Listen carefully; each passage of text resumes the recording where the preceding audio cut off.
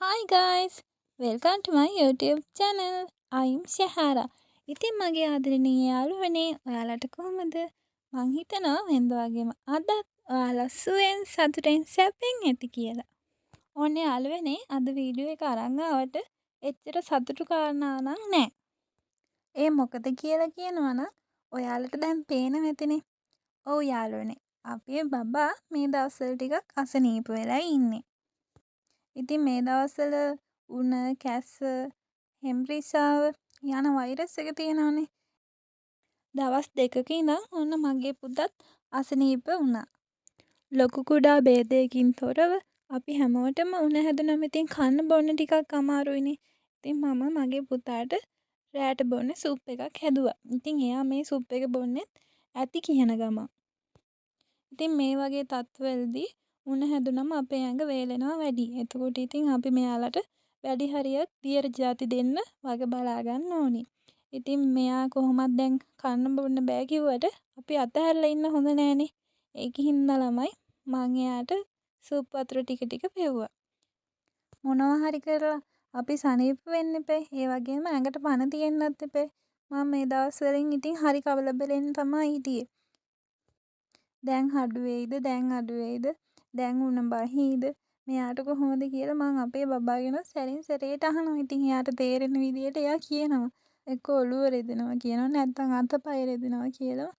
ඉතින් මේ දවස් දෙක තුන මං බොහොම අමාරුවෙන් තමයි පහු කරගත්තේ. මම මේ වීඩියෝ එක දාද්දි නම් මගේ පුතාට ටිකක් හොඳයි. ගොඩාක්ම ඉතින් සනීප වෙලා නෑ. මම මේ දවස්වල ඉතින් මගේ පුතාව පෙර පාසල් යව්වෙත් නෑ. මොකද මේ තත්ත්වෙද්දී එයාට පෙර පාසල් යන්න බෑනේ.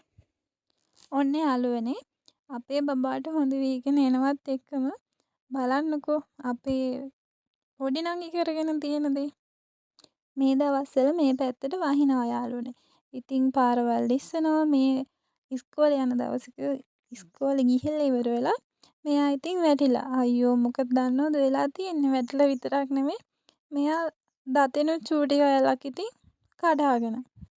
ඉතින් අපිට ඉස්කෝලෙන් කතා කරලා කිව්වා නවෝදයා වැටලා තියෙනවා එන්න කියලා. ඉතින් අපි කිව්ව ගමන්ම ගිහිල්ලා එයාව එක්කගෙන දැන් ඉස්කෝලේ ඇඳුමෙන්ම හොස්පිටල් ගෙනියලා තව සති දෙකකින් විතර තමා දත හදන්න වෙන්නේ. එතකන් ඉතින් එයා දෙවෙනි අක්කලා ගෙදර ඉන්න තමයි යන්නේ මේ.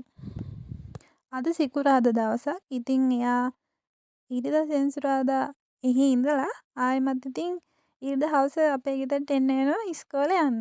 ඉතින් යාළුවනේ ඔන්න ඔය දවසත් ඉවරයි. මේ තවත් දවසක උදේක මං උයපු කෑම තමයි ඔයාලා මේ දකින්නේ. මේ වුණ වෛරස් රෝගය මේ දවස්වල ඉස්කෝලේ අතර ගොඩාක් ඉක්මනින් පැතිරගෙන යනවා. ඉතින් මගේ ආදරණීය යාළුවනේ ඔයාලත් ඔයාලගේ ළමයි පරිස්සම් කරගන්න. එයාලට කරදරයක් වෙන්න කලින් අපි ඒකට පිළියම් යොදලා තියන්න ඕනේ. ඉතින් ඩොක්ටර්ලා දැනුම් දීලා තියෙනවා මේ උණ හැදෙන්න කලින් අපේ ඇඟේ ප්‍රතිශක්තිකරණය වර්ධනය කරගන්න ඕනි කියලා. ඉතින් ප්‍රතිශක්තිය වර්ධනය කරන ඖෂධ පානය කරන්න කියලා තියෙනවා. ඉතින් වයසක අයටත් මේ උණ හැදෙන එක වැඩි වෙලා තියෙනවා. ඉතින් අපි ලොකු කුඩා ભેදයකින් තොරව පරිස්සම් වෙන්න ඕනිනේ. අපි කවුරුත් කැමති නෑනේ ළමයි ලෙඩ හැදෙනවට. මම නම් මේ උණ කියන ලඩේට එක ඩිංගක්වත් කැමති කොහොමද ලෙඩවල වලට කැමති නෑනේ. උණ කියන්නේ මට පෙන්වන්න බැරි දෙයක්. ඉතින් ඒක නිසා අපේ ඇඟේ ප්‍රතිශක්තිකරණය වර්ධනය කරගන්න පුළුවන් කෑම වර්ග එතකොට ඖෂධ වර්ග පානය කරලා හිටියොත් අපේ ඇඟට වඩා සුදුසුයි කියලා මං හිතනවා. ඕන ළමයි උණ කතාව එච්චරයි. එතකොට මම මේ අද උදේට හදන්නේ පරිප්පු කැටියට හදලා මාළු මිරිස් බැදුමක්. ඉතින් පරිප්පු කරියකට ඕනම් බැදුමක් ගැලපෙනවනේ. අපි උයද්දි උයන දේවල් අපිට ගැලපෙන විදියට හදාගන්න දැනගන්න ඕනේනේ. එහෙම නැති වුණොත් ඉතින් ඒ කෑමකින් වැඩක් නැහැ. රසගුණ නැහැනේ මොකක්වත්.